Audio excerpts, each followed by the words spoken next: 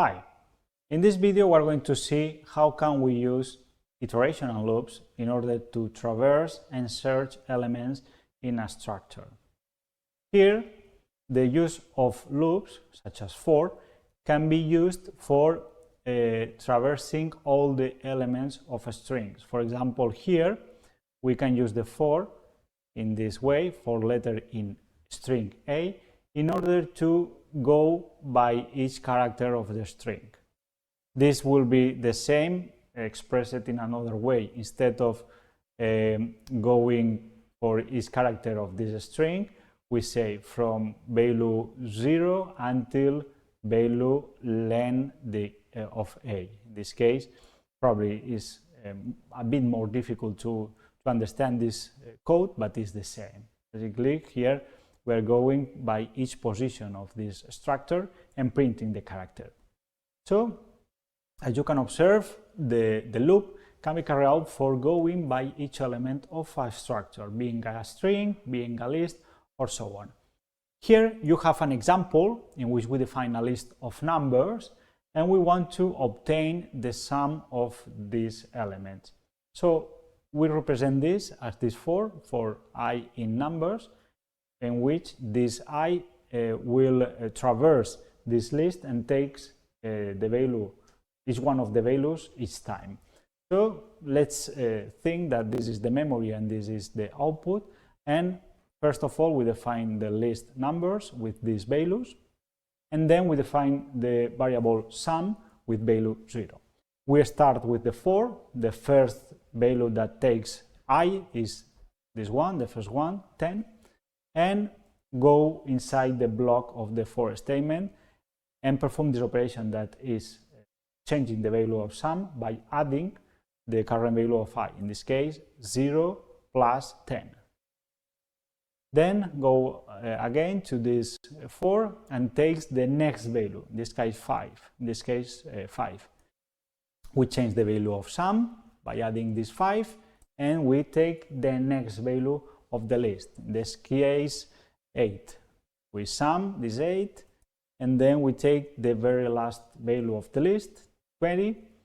We sum this 20, and at this point there are not any values in the list to be taken, so the for loop ends here and go to the next instruction outside the for, that is printing this message. The sum is the value of the variable sum, that in this case is 43. So by using this for, you can go to each element of a list in this case, but can be used in other structures. Here you have an example in which, you can use these for statements in order to look for some elements inside the sequence, the list, or the strings, such as in this case. Here, what we want to know is how many words have a sentence. In this case, let's say that first of all, we write this sentence: I am learning Python, that we know that there are 4 words, but we construct this program as the way of finding spaces, and each time we find a space, that means that we have a new word.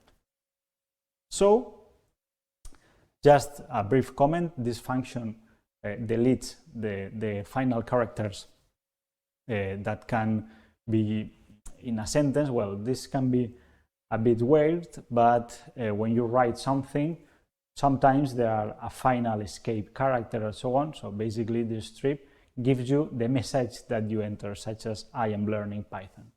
So then we compare this condition. The length of s is greater than 0, of course, and we count, we define the variable number of words as 1. And then we find this loop, this for loop that goes the variable I from 1 until the end of the string s. In this case, let's say that the first value is 0, and we say, the value in position 0 is space. In this case, no. The first value is I. So we don't execute this code. We go here and then I takes the value of 1.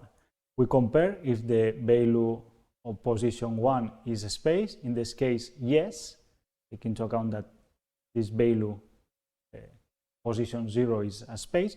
So in this case, we execute the code inside the if statement, sorry.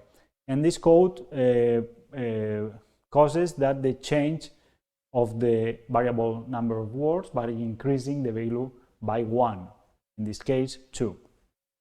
So we go again to the for until value, I will take value 2, value 3, and so on.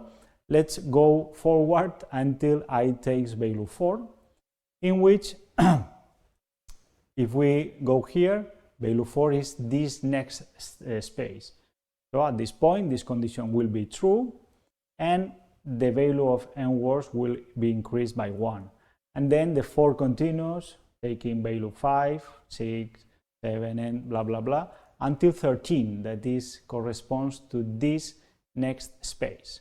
So when I takes value 13, the element of this position is a space. So again, we execute this code, increase the value, in this case 4, and then the for continues until position 19, which is the length of the string minus 1. This is the very last position.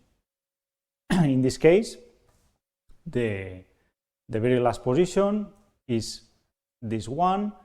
The value of this position is n, so there is not any space, and the for loop ends. When the for loop ends, the next instruction that can be found is here. There is not any instruction at this point, and the else statement is not executed since we executed the if. So the code goes here. So the next instruction that is found is this one that is printing this message in the terminal. So the for loop can be used for traversal structures such as lists or strings, and taking the value of each one of the values of these structures. And apart from this, the for also allows us to find some elements in these structures, in this case spaces, but we can find the maximum, the minimum, and so on. Thanks for watching.